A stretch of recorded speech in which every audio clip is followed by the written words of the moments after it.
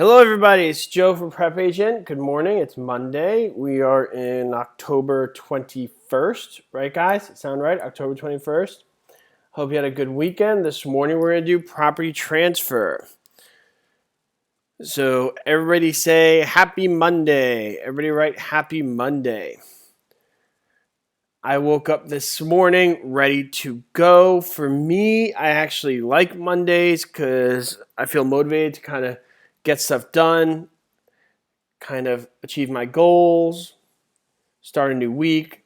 I don't know why, but Sunday it's so hard to motivate, even though I know there's like no actual difference. I could do stuff on Sundays. Just something about Monday for me, which means it's go time. I know some people think Monday means, work. Well, if you have goals, that's a good thing. If you hate your job and you hate the way your life is at that moment, Monday's horrible. But if you got goals, that means everybody's out ready to do business. People are ready to take calls. People are ready to sit down. People are ready to have meetings. And people are ready to do a webinar. Okay, so everybody right, happy Monday, and we're good to go. So we're talking about property transfer. So we talk about property transfer. What are we talking about? The first thing that should come to mind is deeds.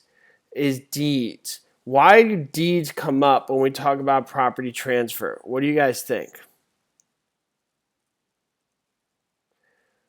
Why are deeds such an important part of the topic of property transfer? What do you guys think?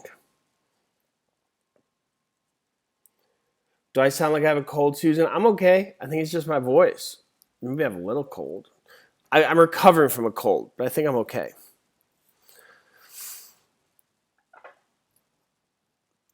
Okay, so a deed is evidence of a transfer. Good. So title is ownership. Deed is evidence of a transfer. Obviously, as you guys practice real estate, you'll get into a lot more detail about them. But simply said, that's the most important thing. Deed is evidence of a transfer, and title is ownership. When you talk about a deed, which deed represents the fastest way to transfer interest? What do you guys think?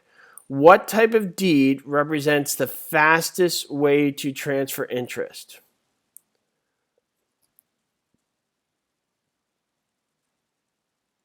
What do you guys think? So that's a quitclaim deed. Who could tell me about a quitclaim deed?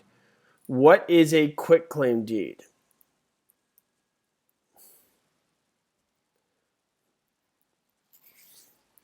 What is a quitclaim deed? So we talk about a quitclaim deed, we hear this term, no express or implied warranties. And what that means is the property is transferred immediately and you don't really see if there's things wrong with the property. Okay, so why would you do that? Well, you would do that if you're transferring to somebody like your son, your daughter, your sister, brother, somebody you're very close with, maybe your best friend. Very often that person actually lives in the property already. You're just putting in their name. So they're well aware of the issues, and if there's an issue, there's no problem in contacting you. And very often, when you do it like that, money is not even used. People writing family transferred, that's a common usage, but it's not, it doesn't have to be family. Said, could be a best friend or anybody who's willing to take the consequences if something's wrong with the property. So very often, money is not even involved with it. Can money be involved? Sure. But usually if you're paying money for it, you're going to want certain insurances. And that's when that grant deed comes in and that warranty deed and things of that nature. They have those insurances which you guys are looking for. Has everybody got that? Right, got it. If you got it, right, got it. Okay, that's an important concept we should all understand.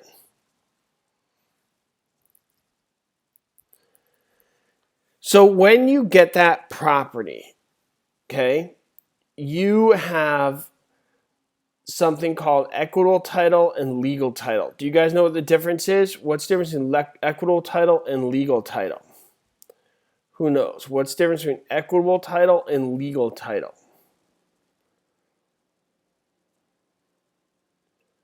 What do you guys think?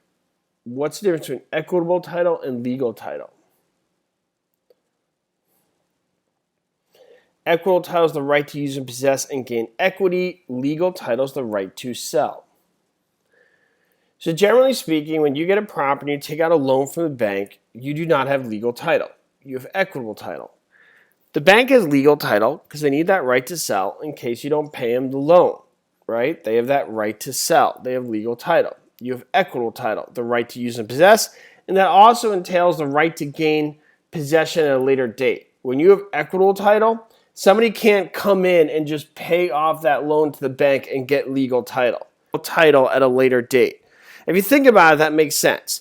If you have equitable title to a property, I can't go in and be like, hey, bank, I'll pay that loan. Give me the legal title. I don't have that right. Only the person with equitable title has that right. Okay, does that make sense for everybody? So equitable title is a lot more than just the right to use and possess. It is the right to use and possess. It's also the right to benefit from the equity. But it's also the right to gain legal title at a later date. It's your right. Somebody else can't do that. How we doing? So far, so good? Everybody right? So far, so good.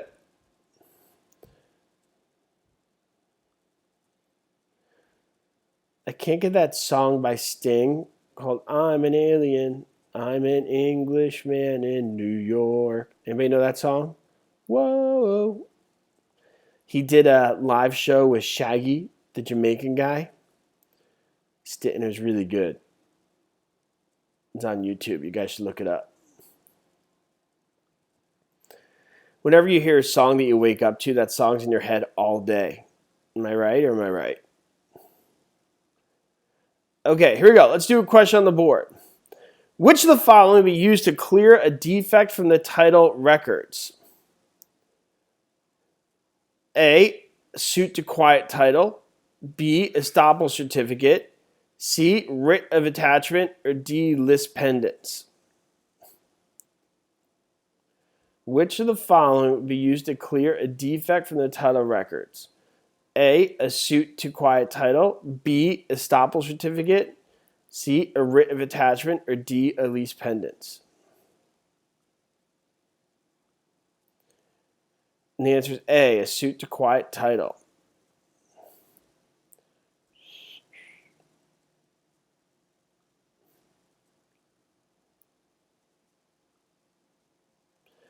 A deed, A, if recorded, will not give the grantee the usual protection of recorded laws if it is a quitclaim deed. B, when recorded, gives actual notice of its content. C, can only be recorded in one county. D, does not have to be recorded to transfer title. What do you guys think?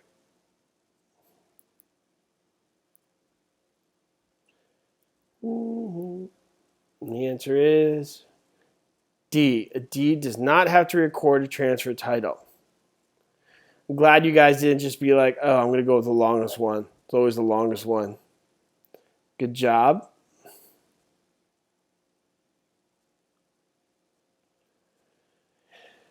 To alienate title to property, 1A, clouds the title. B, records a homestead. C, encumbers the title. Or D, conveys title.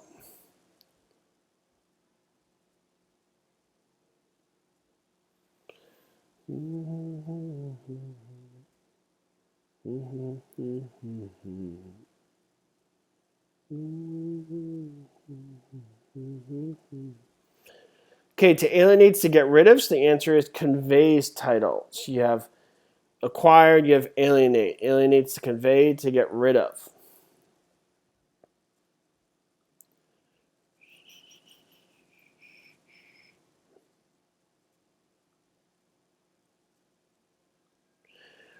Which of the following would be an example of a boot for income tax purposes? A, increase in deductible depreciation. B, a decrease in the basis. C, a decrease in real estate property taxes. Or D, a debt relief from a mortgage in exchange. Malu said, Gio, please make a lecture on finance. Malu, we've done lots on finance. Just look at the history of our webinars. You'll see we've done many on finance, and we'll do some more in the future.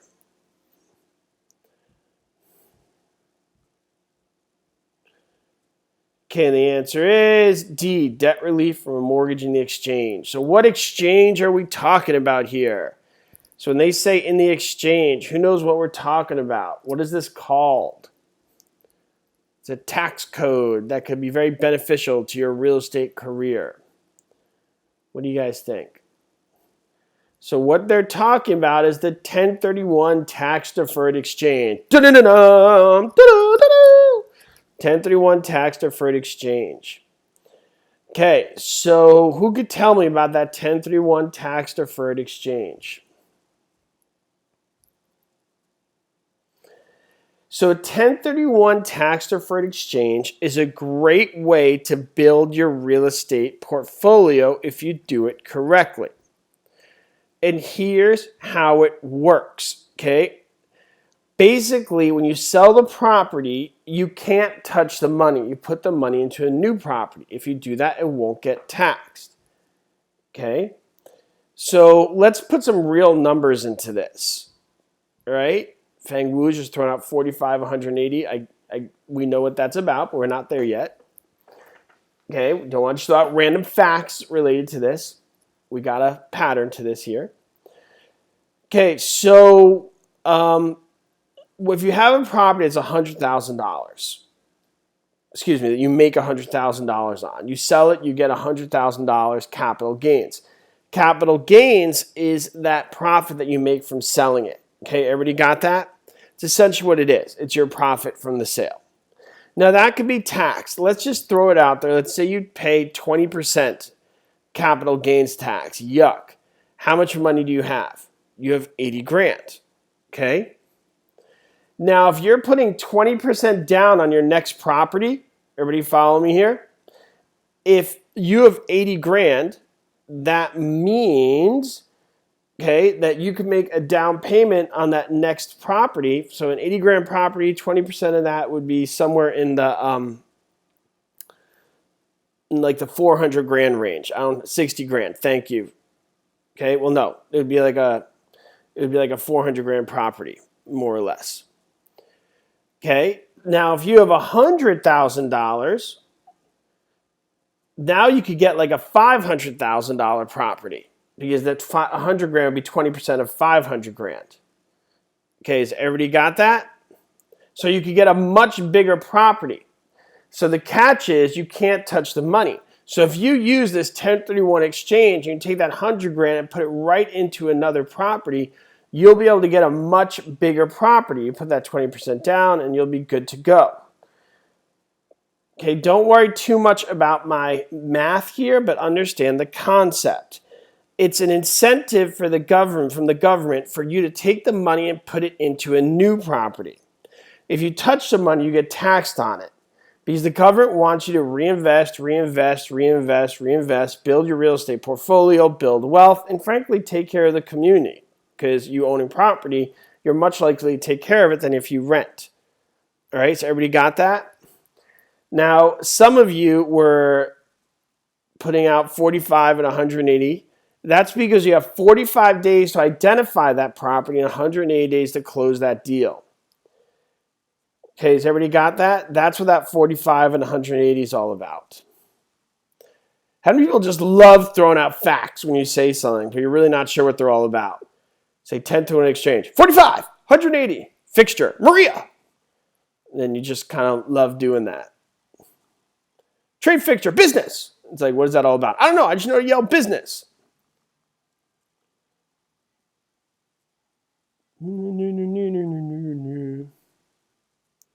Facts are good. And you guys take a live class and you have some of those people just yell out facts.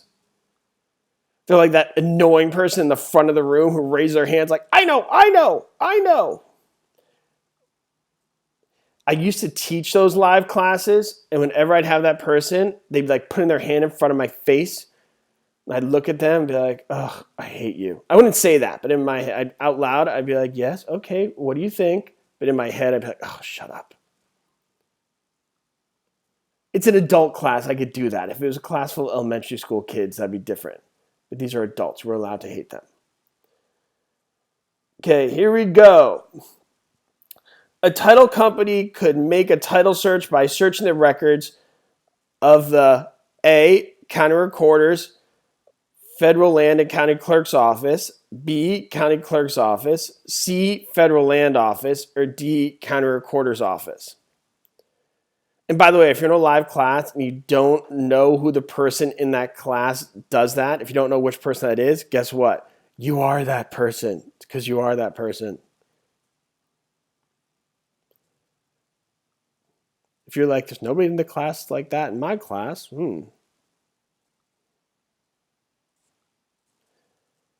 Okay, answer is A, county recorder's, federal land, and county clerk's office.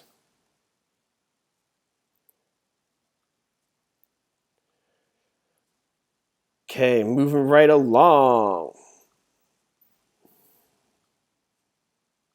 When a project is turnkey, it is said to be A, ready for occupancy, B, ready to be built, C, ready for socializing, D, ready for rehabilitation.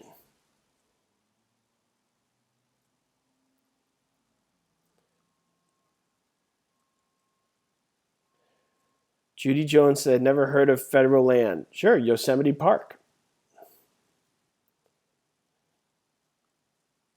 And the answer is ready for occupancy. That's what turnkey means. Good job, everybody.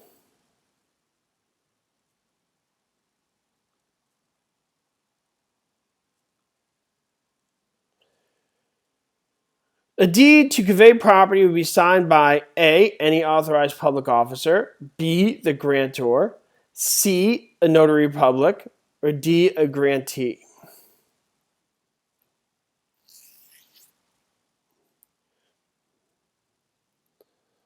What do you guys think? And the answer is the grantor. Who could tell me what is the attorney in fact? What is an attorney in fact? What do you guys think?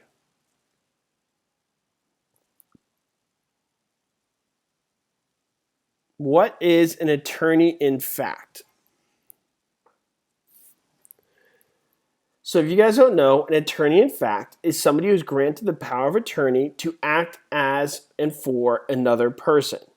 So basically, Jennifer says, I don't know. So Jennifer, let me help you with this. So Jennifer Odom, if I grant you power of attorney and you are my attorney in fact, you are me for that one transaction. So hopefully that helps. So for example, Jennifer, if you're in Florida, I'm not sure where you're from. Let's just say you're from Florida, and I'm taking a vacation all the way to Europe. I could grant you the power of attorney, and then you could sign for me, and you are me.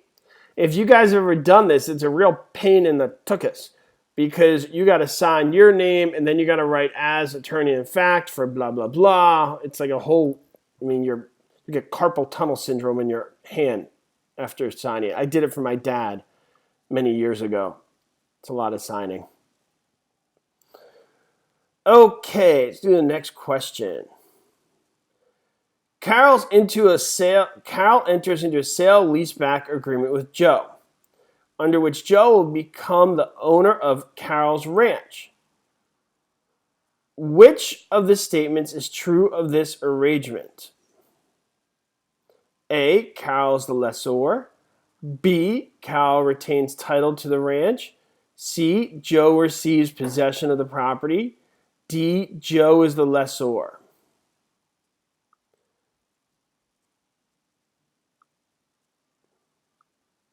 Joe is the lessor. What is a sale leaseback? By the way, I was joking about people throwing out facts before, but this is not a live class, it's a chat room, so throw the facts out there as much as you want. Pepper our chat with facts as you will. It's the beauty of this. Nobody will be bothered. We want everybody participating. So don't be thrown off by my dark humor. Okay, so a sale leaseback is when the seller becomes the lessee. The seller becomes the lessee. Okay, so everybody got that? basically you sell your property and you become a tenant of the new owner. And one of the big benefits of this is you can deduct your future rent as a business expense. So if you got a business that's rocking and you just need more money and you own the building, it is true, your building could appreciate and you can gain equity. But you know, if you have that same money you can put into your business, you're going to make like 10 times more. So it'll benefit you to sell the building, use that money, invest it into your business, and then deduct the future rent.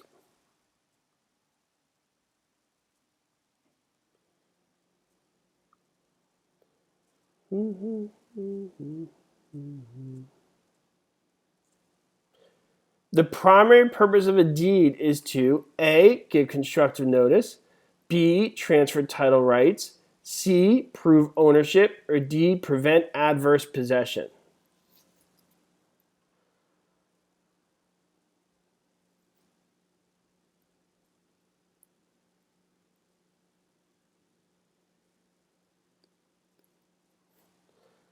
And the answer is B, transfer title rights. I'm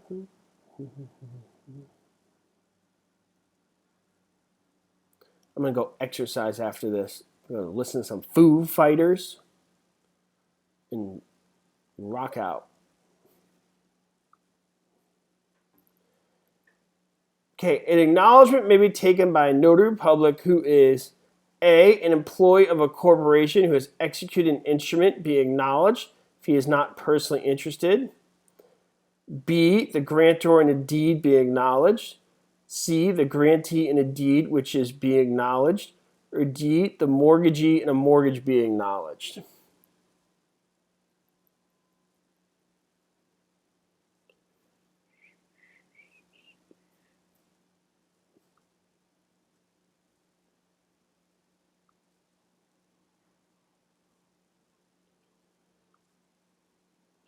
And the answer is A, an employee of a corporation who has executed an instrument being acknowledged if he is not personally interested. Good job, everybody. We talked about notaries before. So a notary is an authorized person who witnesses a signature to make sure it is real. There's a great scene in that movie with Mark Wahlberg and The Rock where he wants like somebody to notarize it. He says, just give me your stamp, I'll do it. And the guy says, literally, that goes against what I'm doing. The whole stamp says, I'm there. You guys will watch that movie. I forgot the name of it. It's where they're like weightlifters or something. Bodybuilders. Okay, bill of sale is used to transfer the ownership of what?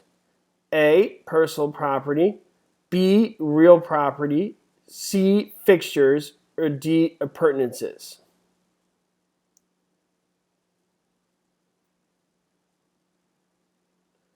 Pain and gain. Thank you. Okay, a bill of sale is used to transfer personal property. So real property is a deed. So personal property would be a bill of sale. We got 100 people here today. Adrian, is that a record for a Monday, for a non-public webinar?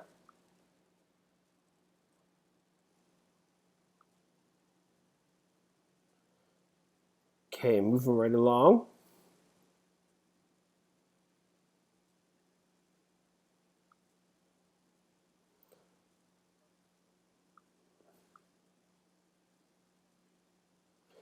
Which of the following would cause a grantee to be invalid at its inception?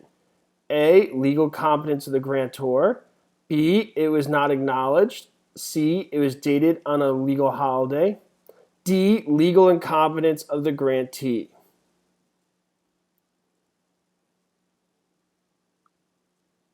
Thanks, Ruby. And the answer is A, legal incompetence of the grantor.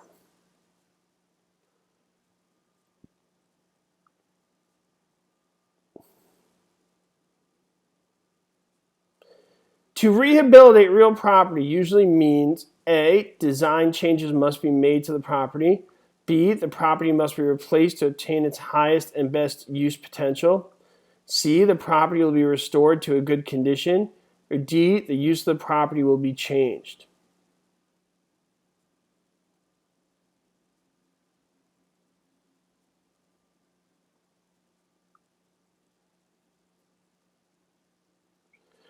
Nice job, Philip Marr. Passes California exam. Where in California are you? NorCal, SoCal? Congratulations.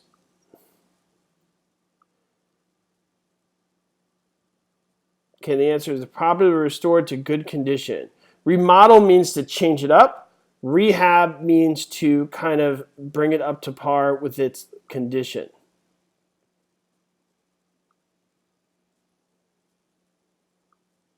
B is cheat, C, inverse condemnation, or D, condemnation.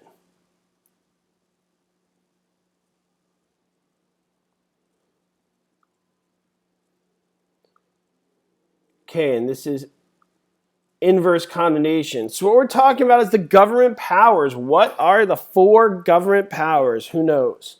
What are the 4 government powers? Who knows?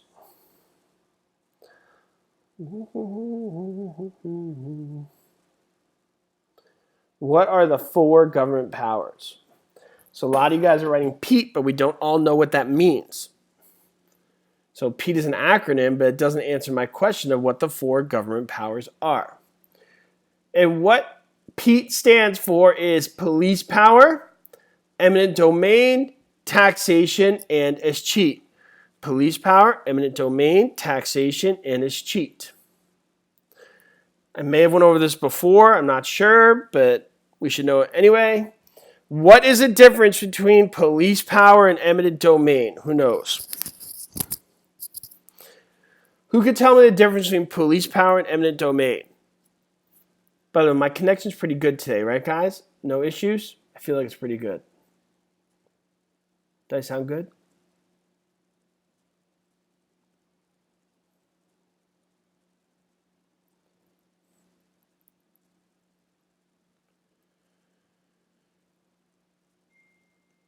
Okay, so police power is when they tell you how to use your property. Eminent domain is when they take it from you. So police power, they tell you how to use it through things like building codes and zoning, things of that nature. Eminent domain, they take it from you, and just compensation is paid through this thing called condemnation. And if they don't pay you, you could file for inverse condemnation, which is essentially suing the government.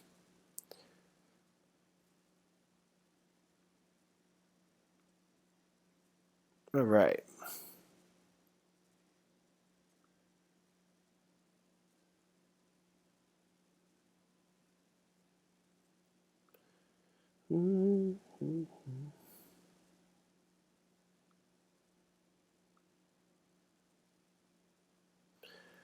Under which of the following types of liens can both real and personal property of the debtor be sold to pay the debt? A, real estate tax lien, B, mechanics lien, C, judgment lien, or D, assessment lien? What do you guys think?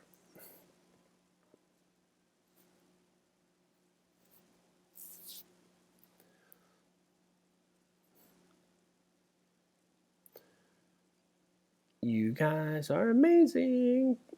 Judgment lien. So what is a lien? Who could tell me what is a lien? What is a lien? Anybody know? So a lien is when you owe money. A lien is when you owe money. Okay, right, guys?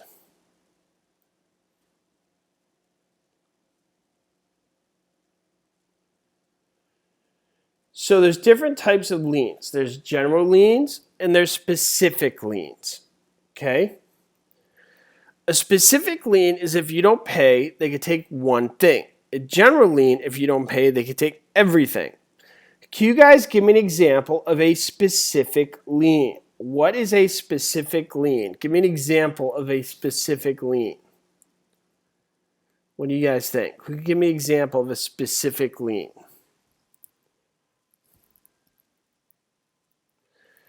So an example of a specific lien would be a mortgage, property taxes, okay, a mechanic's lien, an assessment lien, just like you see on the board. All right? An example of a general lien would be like income taxes or a judgment lien. And that brings us to the question you guys see up there. When they could take personal and real property.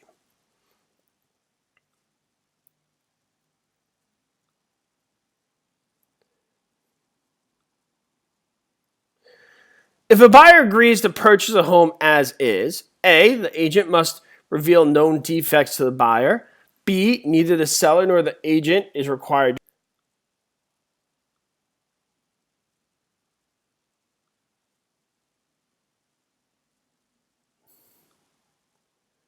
And the answer is the agent must reveal known defects. So known defects, there's another word you guys should know. All right, everybody ready for this? Right, ready. The word you should know when you come up with known defects is this word material facts. You guys ever heard of this term material facts before? Material facts. Material facts are things that must be disclosed that you could see with your average eye. You know, you don't need some eagle eye or some extreme training. Like your basic person should be able to see it. Okay, for example, if there is a crack in the roof, you don't need to be an appraiser, an inspector, or a construction person to know there's a big hole in the roof. Okay, so therefore, as an agent, you need to disclose that. Right? Now, you don't need to disclose why it's there or how to fix it or things like that, but you need to be able to disclose that you see it, and those are material facts. Okay? So basically, if you sell your property as is, you have to tell them what is. What is it?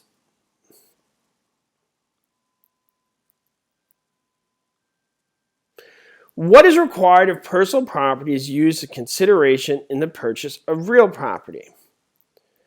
A, a current appraisal of the personal property. B, a writ of attachment. C, title insurance. Or D, bill of sale. What do you guys think?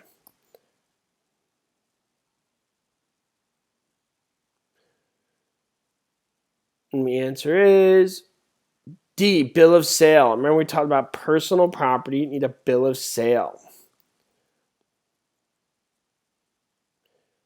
I hope you guys are memorizing your vocabulary. Don't forget to do that.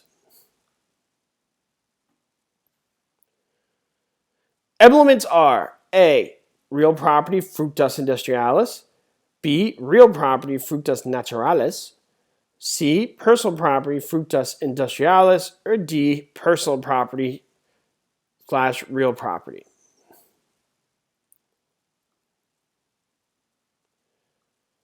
Okay, and the answer is personal property, fructus industrialis. Okay, so don't forget to memorize your vocabulary, guys. That is the most important thing. By far, do not do anything until you've memorized that vocabulary. Work on that today. Other than that, we will see you tomorrow. I will be here at 4 o'clock California time, 7 o'clock New York time, and you guys do the math wherever you are in between. Thanks, everybody. It's Joe from PrepAgent with Adrian. See you tomorrow. Bye.